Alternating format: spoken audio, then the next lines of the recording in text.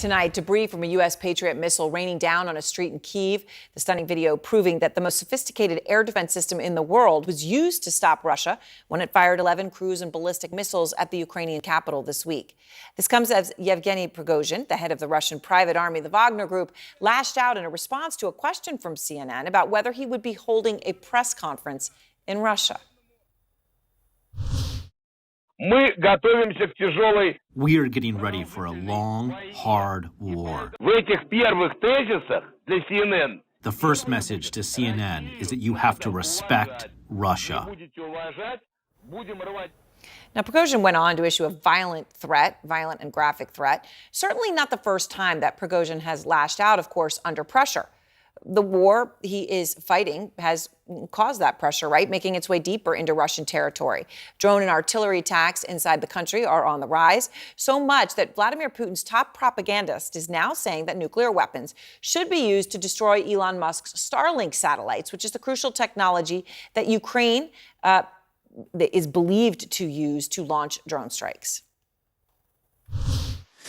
I think it's time to turn up the heat. We understand that all drones and everything else works for Americans only while Starlink exists. So, if we carefully launch our nukes into space, then there will be no Starlink left.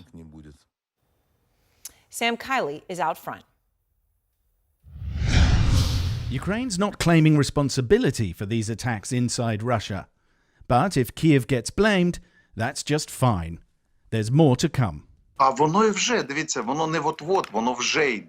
number of incidents is constantly increasing, not only in the border areas, but also in the depths of Russia. It's already happening. The scale will be exponential. Here, an oil refinery in Russia's far south is set aflame, while along Ukraine's northern border with its invader, civilian areas are hit by shelling. Apartments riddled with shrapnel, commonplace in Ukraine, a new experience for Russians. Ukraine's new strategy is taking shape inside Russia. Drone and artillery attacks have hit Russian targets in an arc along its Ukrainian border provinces of Bryansk, Kursk, Belgorod, Voronezh and Krasnodar. And Moscow's not been spared either. On the deck of a Royal Navy warship, key Ukrainian ally, the United Kingdom, gave Kyiv a green light to attack Russia. Legitimate military targets beyond its own border are part of Ukraine's self-defense, and we should recognize that. In response, former Russian president and close Putin ally Dmitry Medvedev claimed on Twitter that as the UK is in an undeclared war against Russia, any British official could be considered as a legitimate military target. Now that would be an escalation even Vladimir Putin might resist. Now, Erin, you mentioned the use of nuclear weapons against Starlink satellites there. That would be, I think, technically impossible. I have to say also, locally, they're not used by drones, certainly not drones that could strike as deep into Russia as Moscow. But this, I think, should be seen, what we're seeing in Russia, as a completely new phase of the Ukrainian strategy. This could be effectively what we've all been talking about, which is the beginning of their counteroffensive. They're launching it, and they're launching it in Russia. Erin?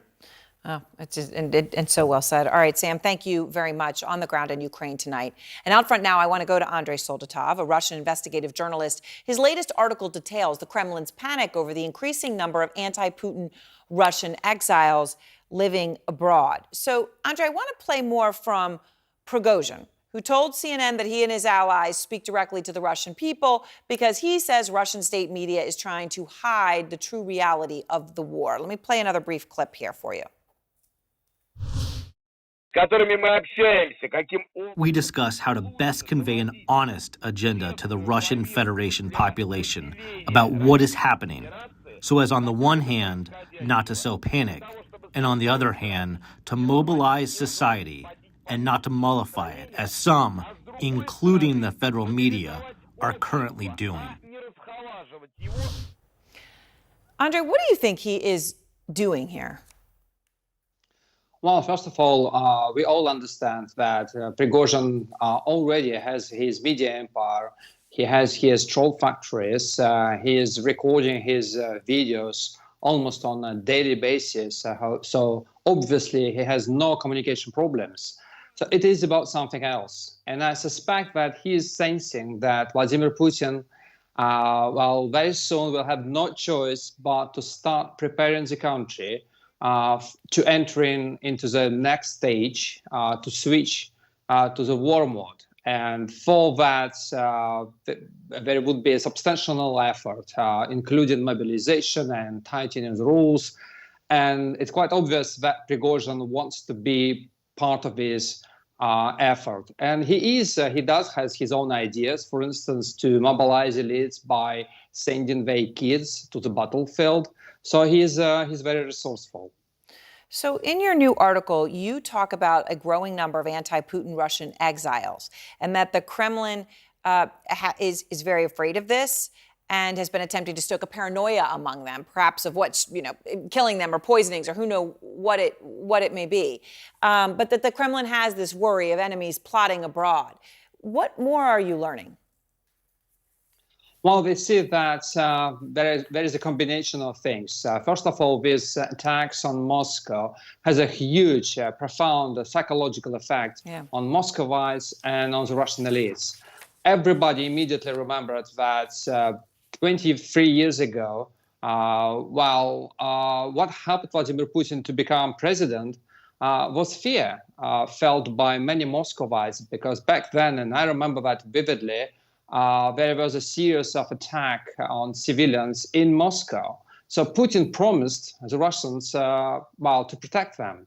And that is why so many Russians decided to sacrifice their liberties, civil liberties, in exchange for this protection. And now there is no protection and there is no liberties. And everybody understands that, including the Kremlin. That is why they're getting paranoid, and we hear reports about more poisonings and more attacks on Russian political opposition in exile.